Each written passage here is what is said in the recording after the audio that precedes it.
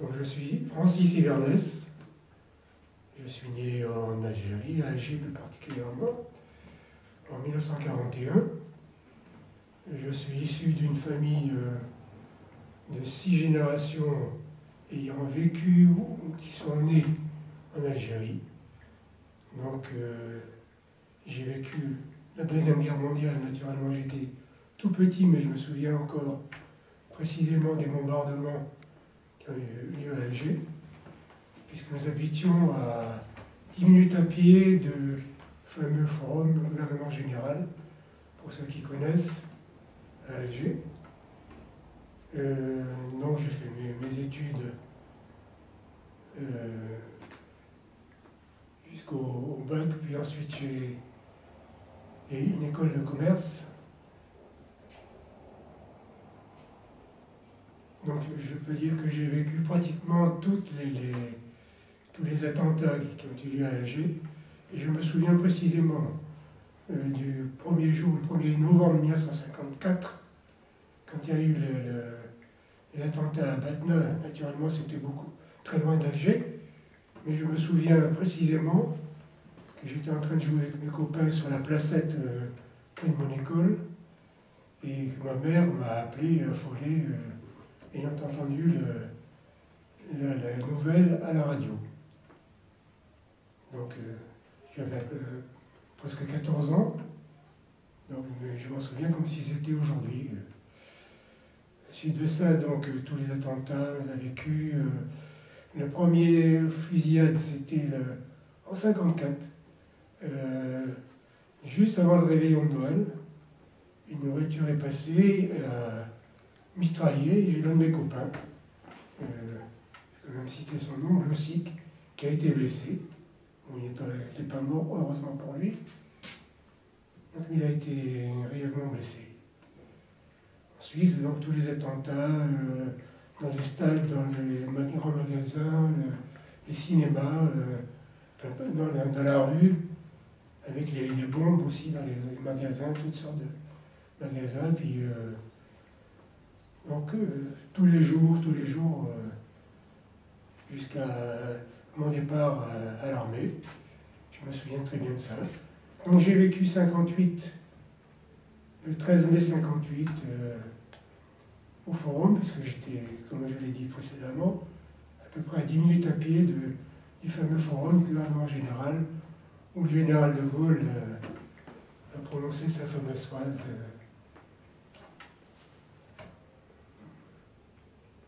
Et donc j'ai vécu aussi donc l'arrivée du général de Gaulle le 4 juin 1958 jusqu'au 6 juin. Et donc j'étais à l'école de commerce aussi. Je me souviens de la bataille d'Alger, puisque mon école de commerce était pratiquement à côté de la Casbah, jusqu'en 61, donc, où j'ai été appelé sous les drapeaux le jour de mon anniversaire. Donc j'ai reçu le carton d'invitation pour me rendre avec 35 de mes copains, prendre le train et arriver à Tedakma, où on devait faire nos classes, au 19e régiment de tirailleurs. Donc, bonne nouvelle, on ne nous attendait pas à l'arrivée. Donc au début, on nous a fermé les portes, on ne savait pas où aller. Bon, après les tractations, on nous a fait rentrer, sauf qu'il n'y avait pas de quoi nous nourrir le soir. Et on nous a emmenés directement à Djermerakem, à 4 km de Tedakma, où on allait faire nos classes. Et là, à 4 h du matin, on nous a réveillés naturellement, pour nous redescendre de Tedakma, pour nous donner le pactage. Et là, donc, sous le soleil, pas de petit déjeuner, enfin pas de petit déjeuner, pas de café, rien du tout. Et donc, pas d'eau non plus. Et j'ai eu la bonne idée de rouspéter. Et ça m'a valu, d'entrée de jeu, m'impose de me mettre 3 ou 4 tenues, y compris la capote d'hiver, la tenue d'hiver par-dessus, tout le treillis, tout ça. Et on m'a fait faire, on m'a donné le fusil, et tout de suite, hein, mais équipé aussi avec le fusil, culasse ouverte sur l'épaule, et à tourner pendant je ne sais plus combien de temps, puisqu'à un moment donné, je me suis effondré. Et on m'a transporté, naturellement pas à l'hôpital ni à l'infirmerie. On nous a fait remonter donc à Djermeraken. Et on m'a jeté dans un camion, à l'arrière d'un camion, et en arrivant à Djermeraken, on m'a poussé dehors, je suis tombé sur... voilà, ça a commencé comme ça. Et ensuite, les classes ultra rapides, 1 mois et demi. De classe, nuit et jour, y compris séances de tir et tout. Voilà. Donc, entrée à l'armée, 82 kilos sportifs, 1 mois et demi après, 65 kilos. Puisqu'on n'avait presque pas à manger, il n'y a pas de ration, et très rarement la nourriture chaude. Après ces classes-là, je suis redescendu à Tel Aviv pendant 1 mois et demi, pour devenir spécialiste radio. Donc il y a toute la formation radiophonie, et à l'époque on faisait encore du morse, ça n'existe plus maintenant. Et donc, c'est qu'au bout de 3 mois, on m'a envoyé au régiment à Batna, dans les Aurès, et ensuite, immédiatement, on m'a transféré au 3e bataillon, donc, du 7e régiment de tirailleurs. Donc, le régiment de tirailleurs algériens. On peut dire 95% d'Algériens. Et tous les métropolitains qu'il y avait, c'était l'encadrement, officiers supérieurs, officiers, sous-officiers. Ce bataillon-là, précisément, enfin, ce régiment, 7e régiment, et tous les bataillons, revenaient d'Indochine. Donc c'est tous des anciens d'Indochine. Donc vraiment les soldats aguerris, des très grands combattants. Donc là, j'ai fait des opérations aussi dans les Aurès et Natchal, jusqu'à Kandassini-Nachi, donc dans les Oasis, aux portes du Sahara. Donc opération, puis ensuite aussi être sur les routes pour assurer la sécurité sur les routes entre El Beida et Khenchla, où avaient lieu très souvent des opérations.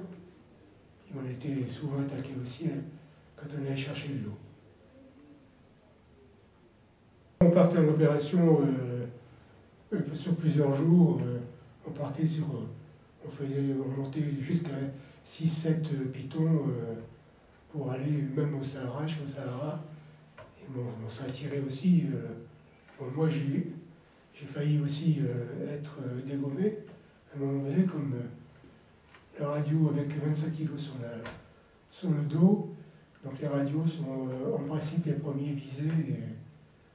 Donc là, j'ai eu la chance de ne pas être... Et après, donc, j'ai été stationné à un moment donné à Bou El Freis. C'était un passage obligé pour ce qu'on appelait aller au marché aux chameaux, qui était à quelques kilomètres plus loin. Et là, par contre, j'ai été, j'allais dire de repos, mais non, puisque j'étais au central. Quand on n'était pas en opération, on était au central pour assurer donc la partie radio aussi. Quand on recevait des messages ou des flashs, il m'est arrivé un jour, il y a eu un flash aussi, qui m'a signalé un adjudant français qui était passé de l'autre côté, donc côté FLN, et qui était parti aussi avec Aftrak et d'autres personnes, camions et autres armes et munitions. Et donc j'étais même pas en tenue j'étais en short et en chemisette. j'ai eu le temps d'aller prévenir mes copains qui étaient fin de repos et qui étaient en train de jouer à côté au football. Donc je les ai prévenus. Et le temps de revenir au central, je vois c'était le fameux adjudant-chef, là, qui m'a pointé la mitraillette sur le ventre. Et j'ai eu la chance, mes copains sont arrivés à ce moment-là, juste à ce moment-là, pour le désarmer et pour les transférer après. Là, j'ai eu vraiment peur, parce que la peur, ça existe aussi. Hein. Parce que ceux qui disent qu'ils n'ont pas peur, je ne les crois pas. Parce que là, même quand on va en opération, on a vraiment peur. Quand, même la nuit, tout, il m'est arrivé d'aller faire mes besoins à l'endroit et de faire tirer dessus aussi. Bon, j'ai eu la chance de ne pas être touché, mais j'ai eu des copains qui, eux, ont été touchés. J'ai même eu à faire des transports, moi comme radio, faire des transports acétifs pour emmener des cercueils qui étaient à base acétif. Il y avait une base, ce qu'on appelait la LAT, l'aviation légère de l'armée de terre, qui transportait après les corps, soit d'aéroport, aérodrome, pour les transporter après en France. J'ai été libéré après le cessez-le-feu. Donc du 19 mars. Donc là, naturellement, mes copains se réjouissaient. Et moi, pendant ce temps-là, donc j'étais triste. Puisque par la même occasion, comme j'ai eu je l'ai dit à plusieurs reprises, moi j'étais triste parce que je perdais le pays de mes racines. Après le cessez-le-feu, on a décampé vite fait, parce que nous étions aussi. Nous sommes allés à Djidjeli, après nous sommes allés à Bonn, à Naba maintenant, et nous sommes revenus après à Guilherma. Enfin, on a changé pas mal de lieux aussi. Donc après le 19 mars, on a continué à faire quelques opérations pour essayer de stabiliser la région, on va dire. Hein. Et puis par la suite, on a été obligé de changer aussi, puisque de laisser les lieux où nous étions au FLN aussi, à l'ALN, on va dire. Donc au fur et à mesure, on retirait donc tous les munitions, le matériel et tout le matériel, y compris les tenues et tout ça, pour les transporter au fur et à mesure, pour nous déplacer aussi à notre lieu. Par exemple, à Djidjeli, on a stationné à Djidjeli, on a stationné ensuite à Bonn, et au fur et à mesure, on a aussi été coulé tous les matériels, les munitions et armes au large de Bonn, aussi, pratiquement quotidien. Oui, ça n'a pas arrêté tout de suite, hein. Contrairement à ce qu'on a pu dire, on a eu moi j'ai eu des copains qui ont été blessés aussi, notamment par exemple à Djidjeli aussi, on a été attaqué, un de mes copains qui était de garde, qui a été attaqué et rafalé. Hein. C'est un Alsacien qui est toujours en vie d'ailleurs, parce qu'il y en a qui voulaient se venger des militaires qui étaient encore en poste. Hein. Il y a eu des morts aussi après le cessez-le-feu. Ça ne veut pas, puis il y a une certaine vengeance aussi de ceux qui étaient contents, donc du côté algérien, d'avoir l'indépendance. Enfin, oui, on va dire l'indépendance qui allait être votée même par la suite, mais le cessez-le-feu a amené automatiquement l'indépendance derrière, hein, puisqu'il y avait les accords d'Évian déjà qui étaient signés le 18 mars, cessez-le-feu 19 mars 62. Hein. À partir de 61, quand il y a eu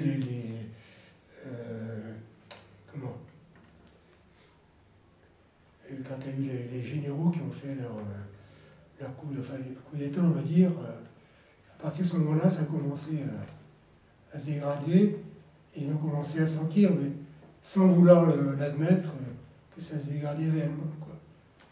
Quand il y a eu l'OAS qui s'est mise à mettre des bombes à tuer aussi dans les rues, partout, non seulement à Alger, mais dans toute l'Algérie, aussi, là, ça s'est aggravé. Et on savait précisément que ça n'allait pas Et quand on écoutait donc, ce qui se passait, parce qu'on écoutait ça, nous, et moi, avec ma radio, parce que j'avais la radio, comme radio militaire, j'avais toute la possibilité d'entendre ce qui se passait. Bon. Et là, ma famille, qui me racontait après, tout le monde était dans le déni. Hein. On a senti, mais sans. On était dans le déni. On était dans le déni. Parce que même mon père avait la possibilité donc d'avoir un poste en métropole. Il a refusé, non, on va rester là, on va rester là. On était vraiment dans le déni. Certains ont accepté et ils sont partis avant, mais nous, on était vraiment dans le déni. Il y a beaucoup de familles qui sont dans le déni. Hein. Sinon, on ne serait pas partis, les gens ne seraient pas partis vraiment en catastrophe. C'est-à-dire que mon père avait la possibilité de rester pour travailler, hein, et mon père a dit non, puisque bon, certains amis algériens lui ont dit tu restes là, tu restes là. Mon père a dit non, vous me connaissez, mais ceux qui vont venir ne me connaissent pas. Et donc c'est un ami de mon père, un collègue de mon père qui est resté, et 2-3 mois après, on l'a retrouvé dans le caniveau, complètement... voilà. Alors que sa famille était déjà à Marseille. Donc c'est celui qui a pris la succession de mon père s'est retrouvé vraiment. Il est décédé sur place. Là. Il a été égorgé. Et bien en 62, tout de suite après le cessez-le-feu, donc mon père travaillait dans une compagnie de navigation, donc il a réussi à faire partir d'autres personnes et une compagnie de navigation maritime, il a réussi à faire partir d'autres personnes donc, en bateau, et lui a attendu avec mon frère aîné, puis un cousin aussi, qui était resté là. Il devait changer tous les jours de lieu pour ne pas se faire descendre, comme on dit. Et ma mère et ma belle-sœur, la femme de mon frère aîné, étaient partis avant en avion. Et ma belle-sœur était enceinte, donc ils ont eu droit à partir en avion. Voilà, ils se sont retrouvés à Marseille. Répartis comme ça, ils ont trouvé des amis qui allaient vers... Et puis ils ont rencontré aussi quelqu'un de la famille de ma cousine, qui était dans la région aussi. Voilà. C'était... Parce que quand tout le monde est arrivé à Marseille, tous les rapatriés sont arrivés à Marseille. Donc il n'y avait pas de 450 000 ou 500 000 personnes d'un seul coup qui sont arrivées. Donc, pas attendu naturellement. Hein. Et donc ils ont été répartis par-ci par-là. Certains avaient de la famille, d'autres non. Voilà. Mais c'est après, donc, à partir du cessez-le-feu, ceux qui étaient dans l'intérieur de l'Algérie, dans les montagnes et autres, qui sont descendus vers les villes. Hein. Et voilà, il y a eu beaucoup d'influence. Puis les gens qui sortaient de la Casbah aussi, tout ça, il y a eu enfin, je parle pour Alger, puisque... Et d'après ce que j'ai cru un peu, j'ai cru comprendre et que j'ai appris par la suite, c'était pareil dans toutes les villes, comme Oran, comme Constantine, et comme Beaune, et comme Annaba maintenant. Toutes les villes, j'ai l'un de mes frères qui habitait à l'époque à l'ancienne Philippeville, qui s'appelle Skikda maintenant, qui a été obligé de partir aussi. Voilà. Entre la fin du service et retour en France, comme je n'avais pas de nouvelles de ma famille, je suis retourné à Alger pour savoir où ils étaient. Donc, je n'ai trouvé personne.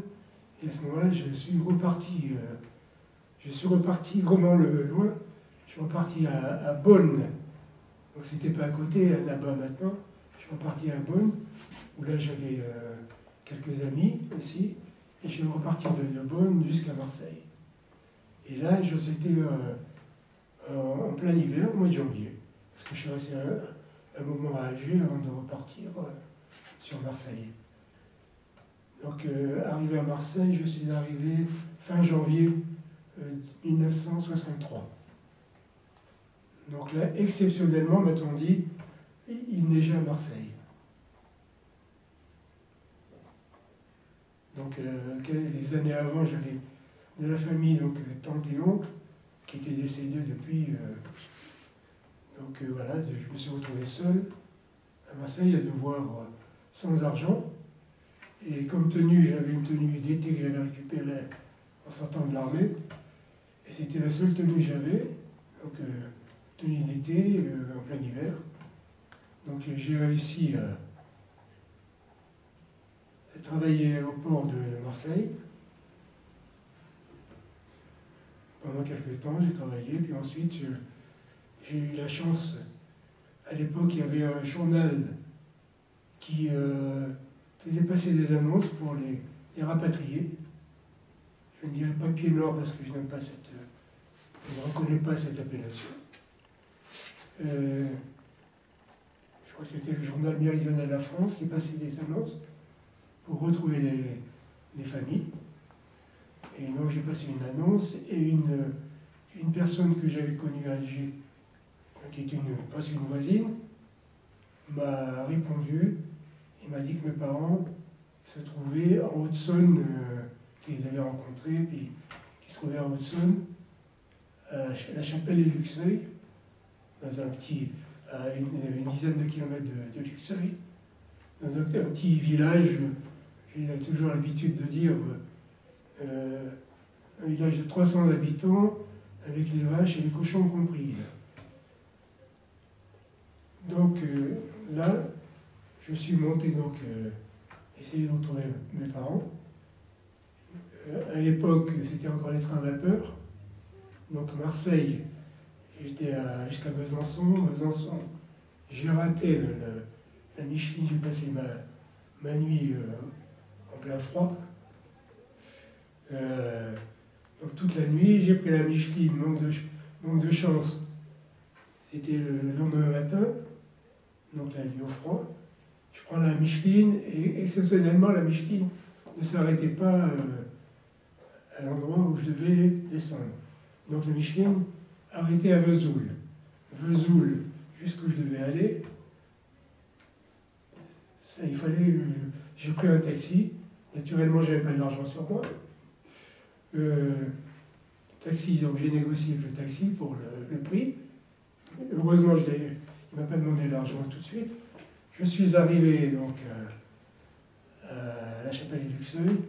Mes parents étaient logés momentanément, puisque c'était les vacances d'été, momentanément dans l'école du village.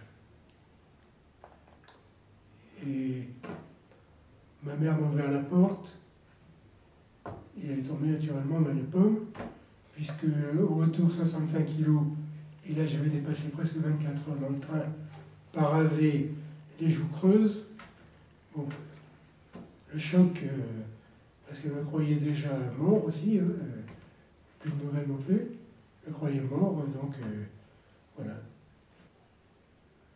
Et donc il a fallu repartir comme ça. Bon, je suis resté avec mes parents pendant presque 2 ans, à les aider à remonter aussi, moi-même à essayer de me faire une vie aussi. Mon père a fait une dépression. Mes parents sont arrivés, ils avaient 53 ans pour mon père, 52 ans ma mère. Donc il y a toute une vie à construire leur vie de couple avec des enfants et tout. C'est un choc. Mon père a fait 2 ans de dépression, donc à se retrouver à Haute-Saône dans le premier temps. Donc après j'ai été les retrouver. Ils sont redescendus à Marseille. Bon, ça n'a pas marché pour mon père non plus. Je suis descendu à Marseille. J'ai appris qu'il y avait une société que j'ai connue, que mon père connaissait aussi d'Alger. Je suis allé rencontrer des amis qui y travaillaient. Et on m'a dit que il y avait des amis aussi qui étaient à Paris. Et donc, je suis remonté à Paris avec mes parents, que j'ai hébergés pendant aussi presque 2 ans. Et donc, je suis allé voir à Paris ces amis-là, cette société. Bon, mon père, ça lui a permis de retrouver les personnes qu'il connaissait déjà. Bon, ça l'a remis un petit peu en route. Voilà, il a repris du poil de la bête aussi. Ma mère, donc, à Alger, elle avait un atelier de couture avec des ouvriers aussi. Ma mère a eu un accident de la main droite complètement broyée. Donc elle n'a plus pu. Et donc ma mère, pour repartir, a travaillé pendant presque 2 ans aussi, avant d'être malade aussi. Elle est tombée malade à 54-55 ans. Donc voilà, elle a cessé de travailler aussi là. Et mon père a repris naturellement, ils se sont installés tranquillement, donc ils sont repartis de zéro carrément. Puis il n'y avait plus rien, plus de meubles, plus. Ils sont partis avec les vêtements qu'ils avaient. Ma mère est partie avec une petite valise avec ma belle-sœur à l'époque, hein, avec quelques papiers et quelques photos. Voilà. Ensuite, j'ai tourné un peu en France. J'ai fait Toulouse, j'ai fait Limoges, je suis revenu à Marseille, je suis reparti à Dieppe. Là, à Dieppe, donc, j'ai été docker aussi, déchargé des bananiers. Et puis, je me suis dit à un moment donné, donc, c'est pas là que je vais trouver du travail sérieux. Et je suis arrivé à Paris. Donc là, c'était en 63, en juillet 63.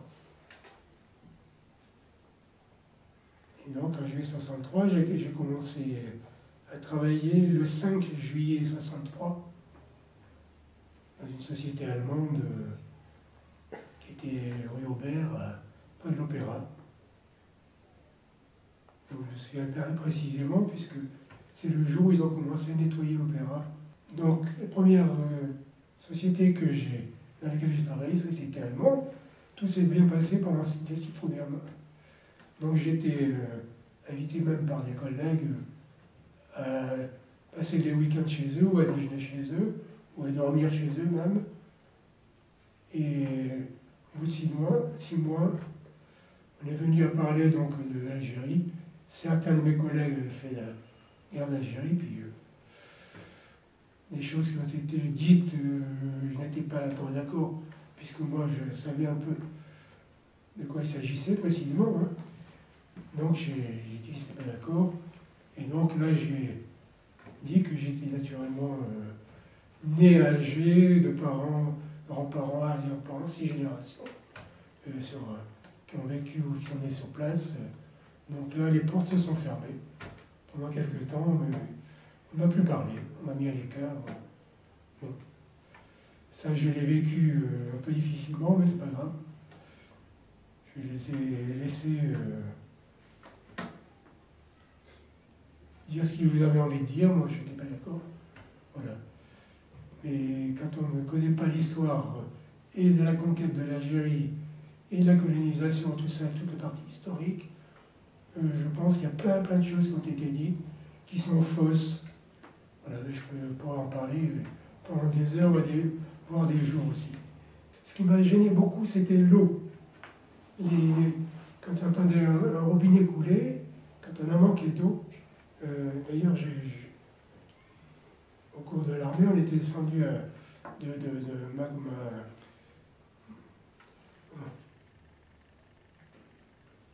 on était à Inbeida, à Batna un jour, au régiment, donc j'ai eu une altercation avec des copains qui étaient du régiment, qui s'amusaient à se balancer de l'eau. Moi j'ai eu la rage, j'en ai pris un par le col, je l'ai fait traverser, on m'a heureusement arrêté, sinon je l'aurais battu. Le fait simplement de s'amuser avec l'eau alors qu'on manquait d'eau ou non, de l'autre côté.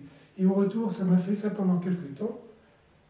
Écoutez, le robinet couler, c'est même les gouttes d'eau qui coulaient, ça me crispait aussi. Et aussi, quand il y avait le cliquetis, ça me rappelait aussi les armes.